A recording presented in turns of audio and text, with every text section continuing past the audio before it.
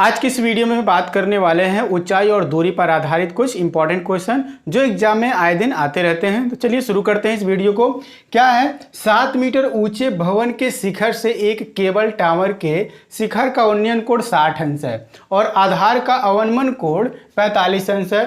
तो टावर की ऊंचाई ज्ञात कीजिए। इस क्वेश्चन को ध्यानपूर्वक सबसे पहले पढ़ना है और दिमाग में इस प्रकार का इमेज बना लेना है कि किस तरीके से ये वर्क कह रहा है करने को। सबसे पहला काम, 7 मीटर ऊंचा यहाँ क्या है, एक भवन है, घर है, जमीन पे ही होगा। चलिए जमीन पे हमने इस तरीके से दिखा दिया क्योंकि भवन तो जमीन पे ही रहेगा, टावर भी जमीन पर ही रहेगा। तो ये क्या किया हमने, 7 मीटर ऊंचा यहाँ पर ये भवन को दिखा दिया। ए बी क्या है, वो घर है या फिर भवन है।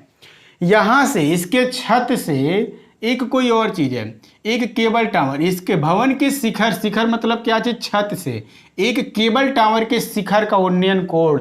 अब यहाँ पर अगर हम खड़े हैं तो यहाँ से हम उस टावर के शिखर को देख रहे हैं। तो टावर भवन से क्या है, ऊंचा है, बड़ा है, तभी तो हम आंखों को उठा के देख रहे हैं, यानी वहाँ पे उन्नयन कोण बन रहा है। उन्नयन कोण के लिए हमने बताया था, जब है क्षैतिज से आंखों को, नजरों को उठा के देखना पड़ता है, उस दौरान जितना कोण हमारी आंखों पर बनता है वो कोण होता है क्या चीज, उन्नयन कोण। इसका मतलब ये हुआ कि यहाँ पे जो केबल टावर है वो भवन से क्या है, ऊंचा है। तो चलिए इससे ऊंचा हमने क्या दिखा दिया, केबल टावर को। ये हो गया केबल टावर, यहाँ नाम दे दिया हमने CD।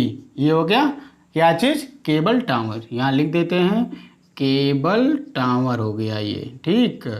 अब ये बात क्लियर हो गई, ये क्या है, भवन है, घर है, घर के शिखर से सी को देखा जा रहा है, इसके शिखर से उसको देखा जा रहा है। तो चलिए इसको हम क्या करते हैं, मिला देते हैं ताकि ये चीज क्लियर हो जाए कि यहाँ पर ही देखा जा रहा है। एक काम और करते हैं, BD के समांतर यहाँ एक क्षैतिज लाइन खींच देते हैं ताकि हमको पता चल सके कि यहाँ पे क्षैतिज से जो कोण हमको मिला है 60 अंश, वो 60 अंश एक्चुअली कहाँ बना है, वो यहाँ बना है 60 अंश का कोण। ये हो गया क्या चीज, उन्नयन कोण। यहाँ इसका नाम दे दिया हमने E, ठीक। अब आगे बढ़ते हैं, और आधार का अवनमन कोण 45 अंश है। हम यहीं पर हैं, यहाँ से कहीं अभी गए नहीं हैं, यहाँ से एक बार यहाँ देख लिए, अब वहीं से नीचे देख रहे हैं। यहाँ से जब नज़रों को नीचे झुका के देखना होता है तो क्या होता है, अवनमन कोण होता है। तो अवनमन कोण के लिए हम क्या करते हैं, इस तरीके से एक लाइन दर्शा देंगे। क्षैतिज यही है, ये लाइन क्षैतिज है, इस क्षैतिज लाइन से कितना कोण इसने बनाया, 45 अंश का 45 डिग्री बनाया। अगर ये लाइन इस लाइन के यानी AE क्या है, BD के समांतर है, ये हमेशा समांतर होगा। तो अगर समांतर है तो ये 45 है, तो ये भी क्या होगा, 45 हो जाएगा।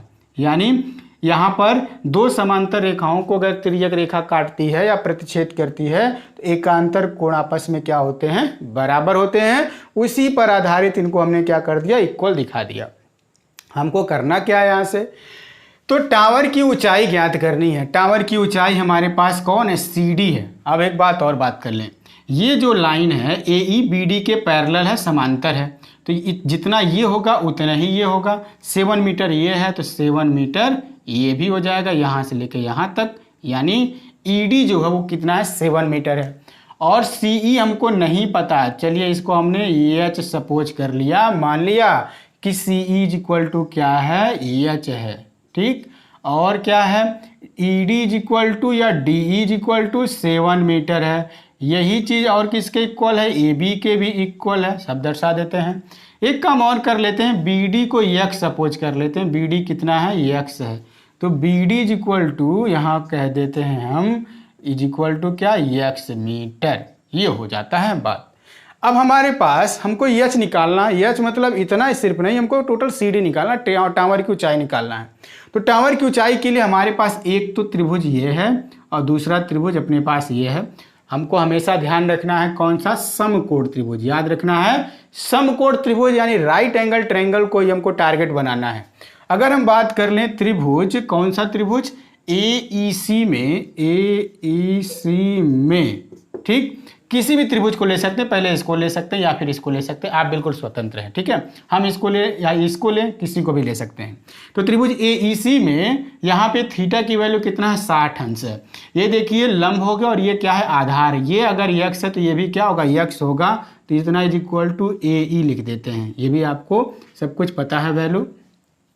अब हम बात कर लें किस चीज़ का, लंब और आधार में किसका संबंध होता है, किसका रिलेशन होता है, तो tan का होता है। तो tan 60 आप लिखोगे यहाँ पे, tan 60 degree is equal to CE आप जानते हैं, और क्या है AE को भी जानते हैं। CE की वैल्यू कितना है, H, और AE की वैल्यू कितना है, X है। और tan 60 की वैल्यू √3 होता है। तो √3 यहाँ हमने लिख दिया, √3 इज इक्वल टू H/X। और यहाँ से H इज इक्वल टू जब लिखेंगे तो क्या लिखेंगे, X √3 लिखेंगे। इसको हम इक्वेशन नंबर फर्स्ट बना देंगे। हमेशा ये काम करना, जब भी आप फिगर बनाओगे उसमें 2 ट्रायंगल अगर बनता है, एक ट्रायंगल से एक इक्वेशन बना लेंगे, दूसरे ट्रायंगल से भी एक इक्वेशन बनाएंगे। चलिए आगे बढ़ते हैं नेक्स्ट ट्रायंगल की तरफ। फिर से लेते हैं त्रिभुज ABD में अगर हम x की वैल्यू पा जाते हैं तो ही तो हम h को एक्यूरेट बता पाएंगे। तो x हमको कौन बताएगा, ये वाला ट्रायंगल बताएगा। तो ABD ट्रायंगल में tan 40, यहाँ पे आप 7 देख रहे हैं AB, और BD क्या है, x है। तो tan 45 डिग्री। इसके सामने क्या है, परपेंडिकुलर AB है, तो AB लिख दीजिए। और आधार यानी BD है, यानी यहाँ बेस कितना है, BD, तो BD लिख दिया हमने। AB की वैल्यू कितना है, 7 मीटर है, और ये BD की वैल्यू कितना है, x है। tan 45 की वैल्यू 1 होती है, तो 1 इज इक्वल टू लिख सकते हैं 7/x, और x इज इक्वल टू जब लिखेंगे आएगा तो मिलेगा क्या चीज़, 7 मीटर। अब ये इक्वेशन नंबर सेकंड हो गया। इक्वेशन फर्स्ट और सेकंड से आप क्या लिख सकते हैं, लिखेंगे समीकरण फर्स्ट और सेकंड से। ये क्या हो सकता है सेकंड से, यहाँ हम लिख पाएंगे H इज इक्वल टू 7√3 हो जाएगा। हमने क्या किया, इस x के प्लेस पे 7 को रख दिया मात्र, तो कितना हो जाता है, 7√3 मीटर हो जाता है। अब हमको केबल टावर की ऊंचाई चाहिए। केबल टावर की ऊंचाई कितनी है, यहाँ पे CD है, तो टावर की ऊंचाई इज इक्वल टू क्या है, CD है। CD को क्या लिख सकते हैं, CE प्लस ED लिख सकते हैं। और CE की वैल्यू कितना है, H है, और H की वैल्यू कितना है, 7√3 है, और प्लस ED की वैल्यू कितना है, ED कहाँ है अपने पास, यही है ED, 7 मीटर है, तो 7 दर्शा दिया हमने। 7 को कॉमन कर लिया, √3 + 1, इतना मीटर आपका क्या हो गया, केबल टावर की ऊंचाई हो जाती है। ठीक इसी तरीके से हमारे पास सेकंड क्वेश्चन भी है। सेकंड क्वेश्चन में क्या है, एक 80 मीटर चौड़ी सड़क के दोनों ओर, क्या है यहाँ पर, एक 80 मीटर चौड़ा सड़क है। आप तुरंत एज्यूम कर लेंगे कि क्या है, एक सड़क है। उस सड़क के दोनों ओर क्या है, 2 खंभे हैं। एक तरफ एक खंभा है, दूसरे तरफ भी दूसरा खंभा है।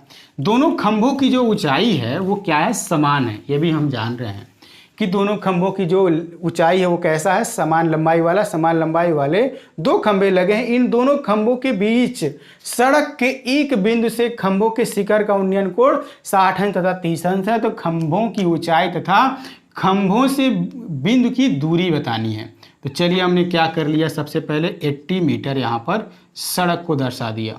ठीक, अब दोनों तरफ हम किसको दर्शाएंगे, उन खंभों को दर्शाएंगे जो समान ऊंचाई वाले हैं। तो इनको हमने क्या कर दिया, दर्शा दिया। चलिए ये हो गया, AB एक खंभा हो जाता है, CD दूसरा खंभा हो जाता है। समान ऊंचाई का दिख भी रहा है। अब बात करना है तो इसी सड़क पर ही कहीं पर, यहाँ कहीं भी हो सकता है, कोई एक ऐसा बिंदु है जहाँ से उन दोनों खंभों के लिए जो उन्नयन कोण बना हुआ, हमने यहाँ पे एक बिंदु ले लिया, कौन सा, E ले लिया। इसका नाम दे देते हैं हम क्या, E दे देते हैं। तो यहाँ से इस बार इसको देखा गया होगा। ठीक, चलिए इसको हमने क्या कर दिया, इस तरीके से मिला दिया ताकि ये चीज़ क्लियर हो। और फिर दूसरा ये हो गया। इस तरीके से हमने क्या कर दिया, यहाँ पॉइंट E को मिला दिया A और C से, क्योंकि यहाँ पे उन्नयन कोण की बात किया है कि उन्नयन कोण क्रमशः 60 अंश और 30 अंश है। अगर इस खंभे से ज़्यादा दूरी की बात करेंगे तो ये कोण क्या होगा, कम होगा, और ये कोण क्या है, ज़्यादा है।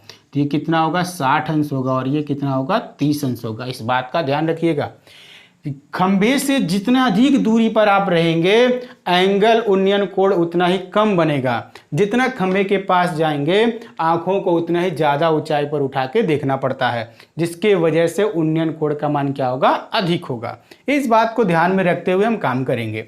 अब यहाँ पर एक खंभा ए बी दूसरा सी डी है, पॉइंट ई की हमको स्थिति बतानी है। अगर हम इधर से मान लेते हैं क्या है, एक्स है, तो ये दूरी क्या हो जाएगी, टोटल कितनी है 80 है, तो 80 माइनस एक्स होगी। ठीक है, ये पूरा डिस्टेंस कितना है एक्स यानी 80 मीटर है। ये पहले दे दिया है, सड़क की चौड़ाई दे रखा है हमको। हम क्या कर लेते हैं, खंभे की ऊंचाई एच सपोज कर लिए, तो ये भी क्या होगा एच हो जाएगा। इतना काम कर लेने के बाद अब आते हैं यहाँ पे मानने वाला काम कि माना A B is equal to C D is equal to H metre और उसी के साथ साथ B E is equal to X metre. तो यहाँ से आपका जो डी ई हो जाएगा वो कितना हो जाएगा 80 माइनस एक्स मीटर हो जाएगा। और आगे बढ़ते हैं, B D is equal to हमारे पास वैसे टोटल कितना है 80 मीटर है। ये सारा इन्फॉर्मेशन हम लिख लेंगे और एंगल को भी दर्शा देंगे। एंगल छूट गया पिछली बार लेकिन कोई बात नहीं, angle A E B is equal to कितना 60 डिग्री है और ऐसे ही angle D E C is equal to देखेंगे डी ई सी कितना है 30 डिग्री है। इस तरीके से सब कुछ जितना भी यहाँ पे फिगर पे हमने डिनोट किया वो सारा वैल्यू क्या करेंगे यहाँ पर लिख लेते हैं, उसके बाद सॉल्व करने की बात करते हैं। यहाँ देखेंगे दो ट्रायंगल अपने पास पहले से ही बना हुआ है, इन दोनों ट्रायंगल से बस कैलकुलेशन करना है। तो बात कर लें त्रिभुज कौन सा, ए बी ई में, ए बी ई में हमारे पास दोनों ट्रायंगल में पहले ट्रायंगल को हमने ए बी की बात कर लिया हमने। यहाँ पे देखेंगे लंब और आधार में यानी हाइट एंड बेस में बात करेंगे, परपेंडिकुलर और बेस में। तो फिर से tan 60 की बात करेंगे। tan 60 इज इक्वल टू क्या हो जाएगा A B upon B E हो जाएगा।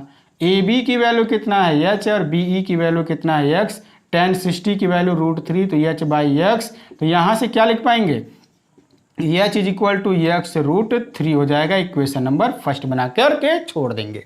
अब आगे बात करते हैं इसी तरीके से ट्रायंगल डी ई सी में लिखेंगे त्रिभुज डी ई सी में। इस ट्रायंगल में हम चलेंगे तो यहाँ पर भी tan 30 की बात करेंगे क्योंकि इतना अपान इतने की बात है, परपेंडिकुलर अपान बेस की बात है। तो tan 30 की वैल्यू की बात करेंगे, tan 30 इज इक्वल टू लिखेंगे तो सी डी अपान क्या लिखेंगे डी ई लिखेंगे। सी डी की वैल्यू कितना है एच और डी ई की वैल्यू कितना है 80 माइनस एक्स है। tan 30 की वैल्यू 1/√3 हुआ करता है, ये आपको याद रखना है। ठीक, तो एच अपान 80 माइनस एक्स हो जाएगा, क्रॉस मल्टीप्लाई कर दीजिए 80 minus X is equal to H √3 हो जाएगा। ठीक, अभी क्या करना है क्वेश्चन नंबर सेकंड इसको बना देना है हमको, एक्स और एच दोनों चाहिए। ठीक, तो क्या करते हैं समीकरण फर्स्ट से एच की वैल्यू समीकरण सेकंड में रख देते हैं सबसे पहला काम। तो सबसे पहला काम करते हैं, लिखेंगे समीकरण फर्स्ट से एच का मान रखने पर।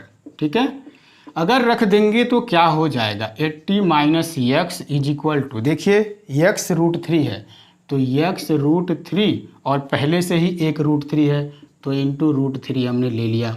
ये हो जाएगा 80 minus X is equal to X √3 का √3 में मल्टीप्लाई करेंगे कितना हो जाएगा 3 हो जाएगा। तो चलिए इसको हमने क्या कर दिया 3 बना दिया और 80 minus X is equal to क्या लिख पाएंगे यहाँ से 3x लिख देंगे और 80 इज इक्वल टू जब लिखेंगे तो 4x लिख देंगे, ये जाके उधर ऐड हो जाएगा और x इज इक्वल टू लिखेंगे तो 80 अपान 4 लिखेंगे, 4 2 जा 8 यानी यहाँ पे 20 हो जाएगा। x is equal to 20 metre आ गया। ठीक, एक वैल्यू हमको मिल जाता है कि इस खंबे से 20 मीटर की दूरी पर ये पॉइंट ई होगा और इससे अगर निकालेंगे तो 80 माइनस 20 करेंगे तो कितना हो जाएगा 60 मीटर की डिस्टेंस पे होगा।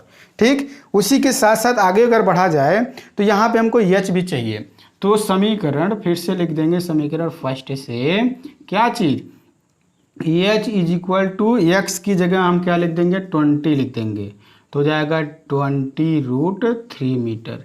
इस प्रकार हमने क्या किया, दोनों ट्रायंगल का इस्तेमाल करते हुए हाइट को भी बता दिया और यहाँ पे खंबे से दूरी को भी बता दिया। इस खंबे से 20 मीटर और इस खंबे से 60 मीटर की दूरी पर वो क्या होगा, वो बिंदु होगा जहां से उन्नयन कोण उन खंभों के लिए 60 अंश और 30 अंश प्राप्त होता है। ठीक, मिलते हैं इसी तरीके से कुछ नए वीडियो में, तब तक के लिए दीजिए इजाजत।